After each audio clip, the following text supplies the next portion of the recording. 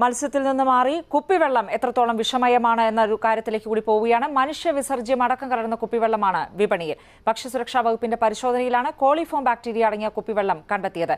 ഗുരുതര ആരോഗ്യ പ്രശ്നമുണ്ടാകുമെന്നതിനാൽ ഇവർക്കെതിരെ വകുപ്പ് നിയമ നടപടി തുടങ്ങിയിട്ടുണ്ട്. ശുദ്ധമെന്ന് കരുതി വാങ്ങിക്കുടിക്കുന്ന കുപ്പിവെള്ളം, അതിലാണ് മനുഷ്യവിസർജ്യത്തിലടക്കമുള്ള ബാക്ടീരിയകളെ കണ്ടെത്തിയത്. ഈക്കോളി ബാക്ടീരിയകളുടെ സാന്നിധ്യം കൂടുതൽ. മറ്റു രോഗാണുക്കളെയും കണ്ടെത്തി. ഈ വർഷം ആദ്യം മുതൽ കഴിഞ്ഞ മാസം വരെ നടത്തിയ പരിശോധനാ ഫലമാണ് പുറത്തുവന്നത്.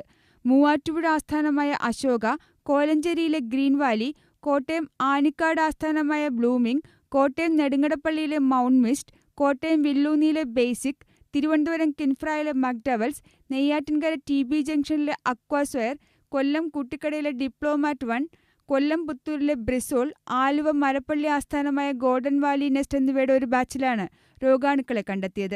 ഛർദിൽ, വയറ്റിളക്കം, ഇതാണ് ഏറ്റവും പ്രധാനമായിട്ട്. സിവിയർ അബ്ഡോമിനൽ പെയിൻ, വയറ്റിൽ നിന്ന് ബ്ലഡിലേക്ക് അത് പോകാം. അങ്ങനെയാണെങ്കിൽ അത് വളരെ സീരിയസ് ആയിട്ടുള്ള സെപ്സിസ് എന്നുള്ള രോഗത്തിലേക്ക് മാറും.